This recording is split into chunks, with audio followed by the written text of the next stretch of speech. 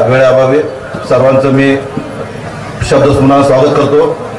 गेल्या 2014च्या निवडणुकीमध्ये मोदी सरकारनं विकासाच्या नावानं आपल्या सर्वांना भूलथापा देऊन सत्ता काबीज केली। नंतर यावर्षी वाटलं 2019ला की निवडणूक लागल्यानंतर मोदी विकासाच्या मुद्द्यावर बोलतील, पण दुर्दैवाने पहिल्या टप्प्याचं मतदान उद्या 11 तारखेला होत असताना 9 तारखेला जाहीरनामा छापला। म्हणजे ज्या पक्षाला जाहीरनामा छापण्यासाठी अतिशय प्रयत्न करायला होत आहेत। मोदी साहेबांनी मागच्या वेळेस सांगितलं आपके बार मोदी सरकार, महंगाई की बस उडी मार मोदी सरकार। पण मित्रांनो, त्यांनी जे काही आपल्याला आश्वासन दिले होते त्यापैकी एकही आश्वासन द्यायला तयार नाहीत। साधं पत्रकाराला तरी पत्रकार घ्यायला तयार नाहीत। म्हणजे खोट्या सरकारचं खोटं आमंत्रण होतं ते आपल्याला मिळालं नाही। त्यामुळं आपल्या जिल्ह्याचे नेतृत्व आज राज्याचे नेतृत्व करत आहे। हे मराठवाड्याचे भूमिपुत्र आहेत। अशा मोठं नेतृत्व जपणं आपलं सर्वांचं काम आहे। आपलं नेतृत्व जपलं पाहिजे, मोठं केलं पाहिजे।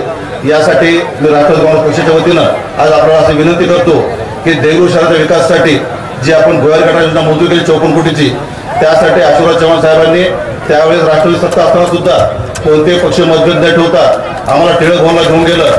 तिथे पृथ्वीराज चव्हाण साहेब सीएम होते, त्यांच्याकडे रमेशराव देशमुख शिवणीकर, शिवाजीराव बळगावकर साहेब मी गेलो आणि साहेबांनी सांगितलं चव्हाण साहेबांना, मुख्यमंत्री महोदयांना की हा माझा मतदारसंघ आहे आणि इथलं काम झालं पाहिजे आणि तात्काळ आम्हाला दुसऱ्या दिवशी मंजुरी मिळाली।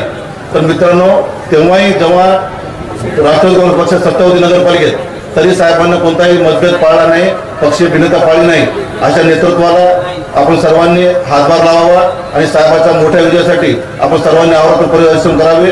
राष्ट्रवादी काँग्रेस पक्षाच्या वतीनं मी सर्वांना गावी देतो की साहेब, आम्ही सर्व मतभेद बाजूला ठेवून आपल्यासाठी एक दिलानं एक मुखानं काम करू।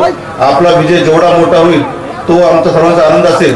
या प्रसंगी एवढंच बोलतो आणि मला संयोजनाने संधी दिली त्यामुळे संयोजनाचा आभार मानतो। धन्यवाद। जय हिंद, जय महाराष्ट्र, जय राष्ट्रवादी।